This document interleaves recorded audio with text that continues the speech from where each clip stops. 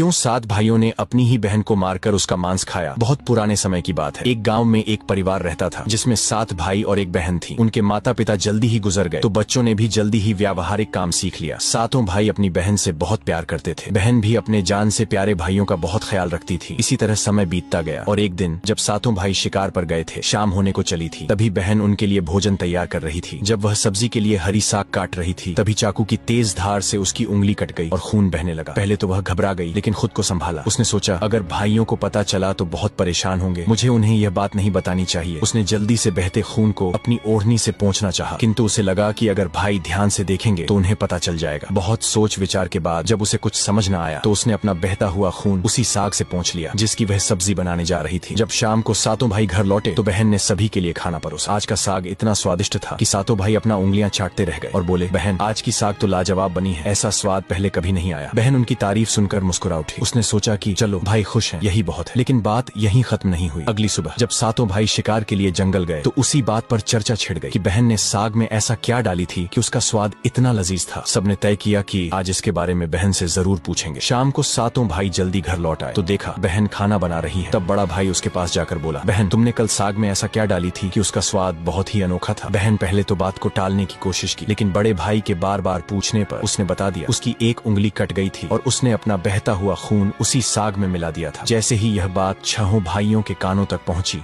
तो मानो उनके चेहरे के भाव ही बदल गए। शाम को जब सातों भाई एक साथ बैठे थे तो बड़ा भाई बाकी भाइयों से कहने लगा, सोचो जब बहन के खून की चंद बूंदें इतनी स्वादिष्ट हैं तो उसका मांस कितना स्वादिष्ट होगा। बाकी भाई भी इस क्रूर विचार पर सहमति जताते हुए बोला, हाँ अवश्य ही, बहन का मांस बहुत ही स्वादिष्ट होगा। अब 6 भाइयों को बहन का मांस खाने की लालसा जाग उठी, परंतु सबसे छोटे भाई को यह सुनकर गहरी बेचैनी हुई। उसने सोचा, कैसे हो सकता है कि कोई अपनों के साथ इतना भयानक विचार करे। तभी बड़ा भाई बोला, कल ही हम लोग बहन को शादी का झांसा देकर जंगल ले जाएंगे और तीर मारकर उसको मार डालेंगे, फिर उसका स्वादिष्ट मांस खाएंगे। सभी भाइयों ने हामी भरते हुए बड़े भाई की बात मान ली, लेकिन छोटा भाई अपने भाइयों की बातें सुनकर बहुत परेशान होने लगा। वह अपनी प्यारी बहन को बचाने के लिए बेचैन सा हो गया। वह खुलकर इसका विरोध नहीं कर सकता था क्योंकि 6 भाई एक तरफ थे। अगले दिन बड़े भाई ने बहन को बड़े प्रेम से बुलाया, प्यारी बहन तुम अब शादी के लायक हो गई हो। हमने तुम्हारे लिए एक बहुत ही सुंदर और योग्य वर खोज लिया है। आज हम तुम्हें उसका घर दिखाने ले चलेंगे, तुम तैयार हो जाओ। बहन यह सुनकर बहुत खुश हुई। आखिरकार वह भी अपना घर परिवार बसाने का सपना देख रही थी। वह उत्साह से तैयार हुई और अपने भाइयों के साथ चल पड़ी। रास्ते भर बहन खुश थी, लेकिन इतनी दूर तक चलने के कारण बहन पूरी तरह से थक चुकी थी। तब उसने बड़े भाई से पूछा, भैया मेरा ससुराल अब कितना दूर है। बड़ा भाई मुस्कुराया और सामने की तरफ इशारा करते हुए बोला, देखो वह रहा तुम्हारा ससुराल, वहाँ तुम रानी की तरह राज करोगी। बहन यह सुनकर बहुत खुश हुई और उत्साह से आगे की ओर बढ़ने लगी। लेकिन जैसे वह थोड़ा आगे बढ़ी ही थी कि अचानक उसके सभी भाइयों ने उसे पकड़ लिया। बहन कुछ समझ पाती उससे पहले ही भाइयों ने उसे पेड़ से बांध दिया। भैया ये क्या कर रहे हो, उसने घबरा कर पूछा, पर उसके भाइयों के चेहरे पर अब किसी प्रकार की दया या प्रेम नहीं था। बड़े भाई ने आदेश दिया, इसे कसकर बांध दो। अपने सभी भाइयों को हत्यारे के रूप में देखकर बहन का हृदय दहल उठा। वह फूट फूट कर रोने लगी और भगवान को याद करते हुए कहने लगी, हे भगवान, मेरे अपने ही भाई मेरी हत्या करना चाहते हैं, क्या इनमें से कोई भी मेरे लिए दया या प्रेम नहीं रखता। उसकी बातें सुनकर छोटे भाई की आंखें भर आईं। उसका हृदय कांप उठा, लेकिन 6 भाइयों के खिलाफ जाने की हिम्मत उसमें नहीं था। बहन को बांधने के बाद बड़े भाई ने सबको बारी बारी से उस पर बाण से प्रहार करने का आदेश दिया। बड़ा भाई अपनी बहन पर पहला तीर चलाने ही वाला था, तभी बहन भाई के सामने करुण स्वर में गाना शुरू कर दी, मारो मारो भैया, छाती में लक्ष्य करके भैया, छाती में लक्ष्य करके, तुम्हारा तीर जंगल को जाएगा भैया। बड़े भाई ने कठोरता से तीर चलाया,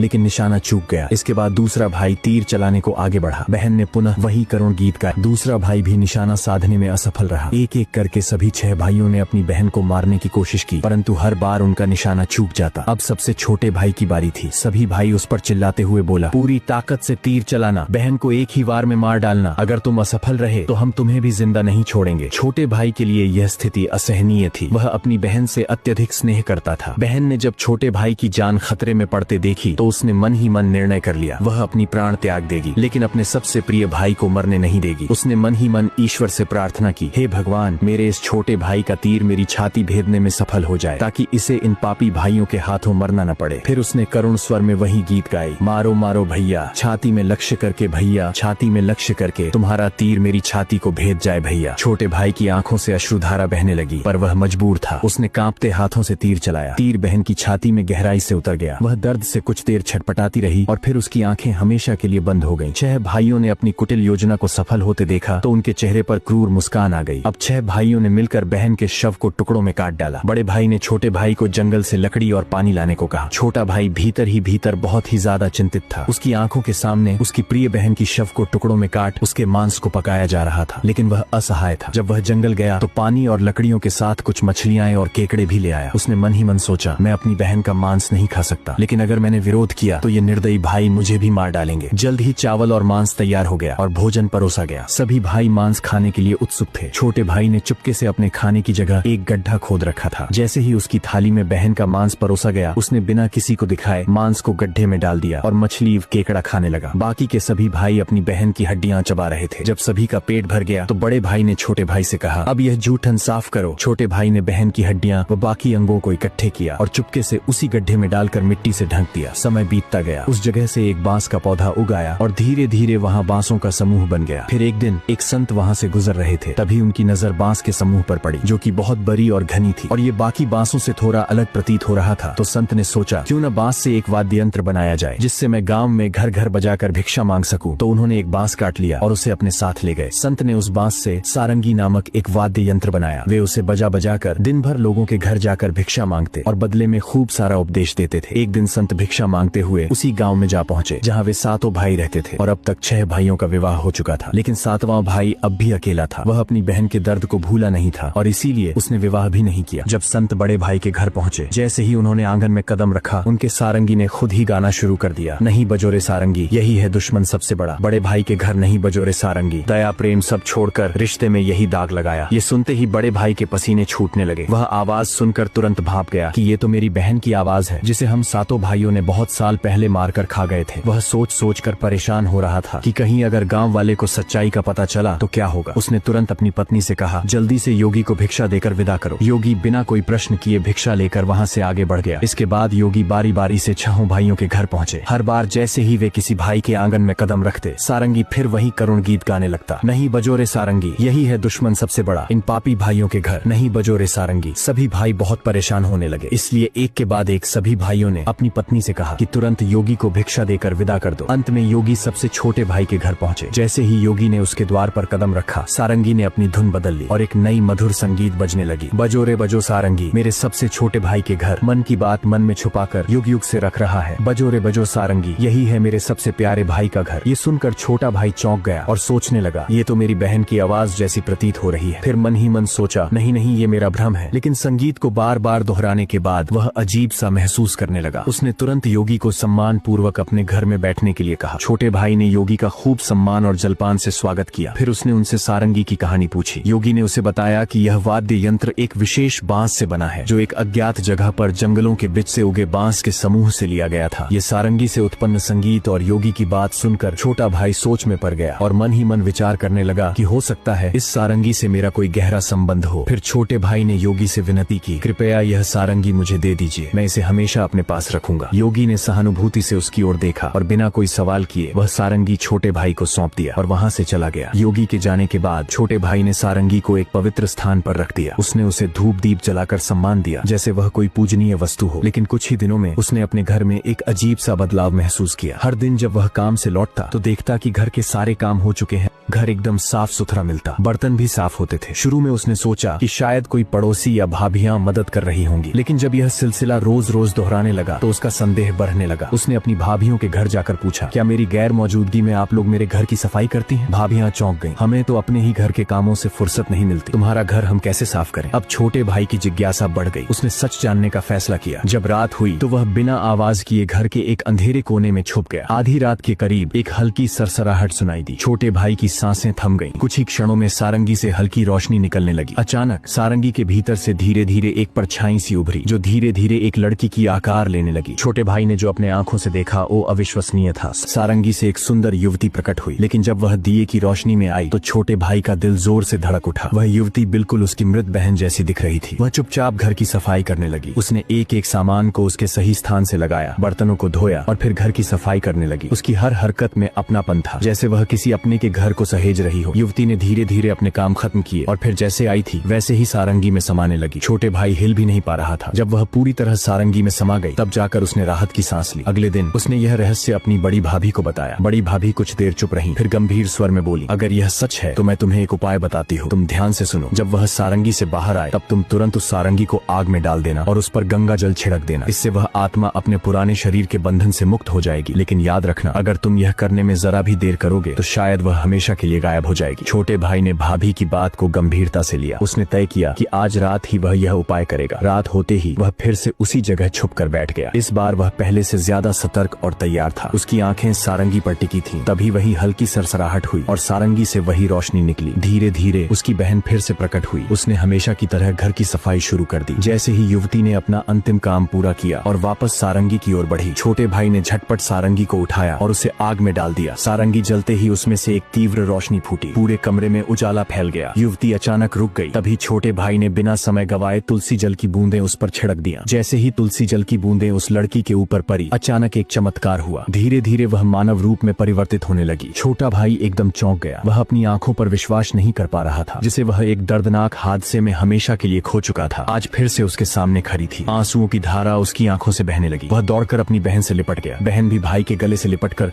जोर जोर से रो पड़ी। दोनों एक दूसरे को देखकर फुट फुट कर रो रहे थे। छोटे भाई ने अपनी बहन का हाथ थाम लिया, जैसे वह कभी उसे दोबारा खोना नहीं चाहता था। लेकिन कहानी यहीं खत्म नहीं हुई। छोटे भाई ने तय किया कि वह अपने 6 भाइयों को उनके पापों का एहसास कराएगा। छोटे भाई ने पूरे गांव वाले को इकट्ठा किया। उसके चेहरे पर दर्द और आंखों से आंसुओं की धारा बह रही थी। उसने कांपती आवाज में कहना शुरू किया, आज मैं आप सभी को एक बहुत बड़ा सच बताने जा रहा हूँ। एक ऐसा सच जिसे सुनकर आपके रोंगटे खड़े हो जाएंगे और आपको अपने ही परिवार से भरोसा उठने लगेंगे कि कोई अपनों के साथ भी ऐसा कर सकता है। लेकिन मैं ऊपर वाले से यही दुआ करता हूँ कि ऐसा किसी के साथ न हो। फिर छोटे भाई ने बताना आरंभ किया, मेरी बहन जो वर्षों पहले मर चुकी थी, उसकी मौत कोई हादसा नहीं थी, बल्कि मेरे अपने ही 6 भाइयों ने उसे शादी का झांसा देकर जंगल में ले गया और मेरे ही हाथों बहन की हत्या करवा दिया। इतना ही नहीं, उन्होंने उसके शव को टुकड़े कर उसके मांस को पकाकर खा भी लिया। इतना सुनते ही गांव वाले की सांसें थम सी गईं। फिर छोटा भाई बोला, लेकिन पता नहीं ये ईश्वर का कैसा चमत्कार है। मेरी बहन जो वर्षों पहले इस हादसे का शिकार हुई थी, वो आज भी हम लोगों के बीच बिल्कुल सही सलामत खड़ी है। इतना बोलकर छोटे भाई ने अपनी बहन को आवाज दिया, आओ बहन, सबके सामने आओ। बहन धीरे धीरे आगे बढ़ी। जब वह सबके सामने आई तो उसे देखकर सभी की आंखें फटी की फटी रह गई। किसी को भी अपने आंखों पर यकीन ही नहीं हो रहा था कि जो लड़की वर्षों पहले मर चुकी थी, वो आज उन सबके सामने खड़ी है, बिल्कुल वैसे ही जैसे पहले थी। किसी को भी इस चमत्कार पर भरोसा नहीं हो रहा था, लेकिन सच तो यही था कि उसका पुनर्जन्म हुआ है। गांव वालों को छोटे भाई की बातें सुनकर और उसकी बहन पर हुई अत्याचार को देखकर सभी की आंखें नम हो गईं। बहन की पुनर्जन्म की बात जब 6 भाइयों तक पहुंची तो मानो जैसे उनके पैरों तले जमीन सी खिसक गई हो। इधर गांव वाले आपस में बात कर रहे थे कि इन दरिंदों को समाज में रहने का कोई अधिकार नहीं, जो अपनी ही बहन को मारकर खा सकते हैं। वो गांव भला इन राक्षसों से कैसे सुरक्षित रहेगा? हमें अभी इन राक्षसों को गांव से बाहर कर देना चाहिए। अब लोगों का गुस्सा 7वें आसमान पर था। गांव के बड़े बुजुर्गों ने विचार किया कि हमें इन पापियों को सजा देना ही होगा। अगर आज इन्हें छोड़ दिया गया तो पता नहीं आए दिन ये किसके लिए कब और कैसी मुसीबत बन जाए। तभी बड़े बुजुर्गों का आदेश पाकर गांव के कुछ लोग 6 भाइयों के घर गए और उनको घसीटते हुए सभी के सामने ले आए। डर के मारे सभी भाइयों की हालत बहुत ज्यादा खराब हो चुकी थी। अब गांव वालों ने फैसला सुनाया कि इन दुराचारियों को लाठियों और डंडों से पीटते हुए गांव की सीमा तक छोड़ा, और याद रहे आज के बाद ये कभी भी इस गांव में दिखाई नहीं देने चाहिए। इतना सुनते ही 6 भाई गांव वालों के सामने गिड़गिड़ाकर अपने जिंदगी की भीख मांगने लगे। लेकिन उनकी काली करतूतों को जानकर किसी को भी उन पर दया नहीं आई। यहाँ तक कि उनकी पत्नियां भी उनकी घिनौनी हरकतों को जानकर उनको हमेशा के लिए छोड़कर अपने मायके चली गई। इधर लोगों के आंखों में गुस्से की ज्वाला भड़क रही थी। अब 6 भाइयों को लग रहा था कि आज उनके जिंदगी का आखिरी पल है और अब उन्हें बचाने के लिए कोई आगे नहीं आएगा। ये सब सोचकर उनका रो रो कर बुरा हाल हो गया था। लेकिन तभी उनकी ऐसी दुर्दशा और बेबस हालत को देखकर बहन से रहा नहीं गया और उनको बचाने के लिए आगे आई और रोते हुए गांव वालों से बोली, मैं मानती हूँ कि मेरे भाइयों की गलती माफी के लायक नहीं है, लेकिन है तो ये मेरे अपने ही भाई। इन्हें अपनी गलती का एहसास हो चुका है। मैं आप सभी से हाथ जोड़कर विनती करती हूँ कि इन्हें अपनी गलतियों को सुधारने का एक मौका दीजिए। वह बार बार रोते हुए गांव वालों से मिन्नतें कर रही थी। ये सब देखकर 6 भाइयों का हृदय कांप उठा। वे आपस में एक दूसरे से कहने लगे कि जिस बहन के ऊपर हम लोगों ने इतना अत्याचार किया, आज वही हमें बचाने के लिए सामने खड़ी है। उन्हें अपनी गलतियों पर गहरा पछतावा होने लगा और वे फूट फूट कर रोने लगे। बहन का अपने भाइयों के प्रति प्रेम और क्षमा भाव को देखकर गांव वाले का हृदय भी पिघल गया। उन्होंने भाइयों को माफ कर दिया। भाई को माफ होते देख बहन बहुत खुश हुई और उनके पास गई। तभी सभी भाई रोते हुए बहन के सामने हाथ जोड़कर अपने किए की माफी मांग रहे थे और अपने गलतियों को कोस रहे थे। बहन से अपने भाइयों की आंखों में आंसू देखी नहीं गई और वह खुशी खुशी अपने भाइयों को माफ माफ कर दी। सभी भाई बहन से लिपट कर रो पड़े। ये सब देखकर गांव वालों के भी आंखों में आंसू झलक आए। अब सभी भाई बहन को लेकर अपने घर को लौट गए। अब सभी भाई अपनी बहन से अत्यधिक स्नेह करने लगे और पहले से भी ज्यादा अपनी बहन का ख्याल रखने लगे। वे हंसी खुशी अपनी जिंदगी बिताने लगे। अब ये कहानी यहीं पर समाप्त होती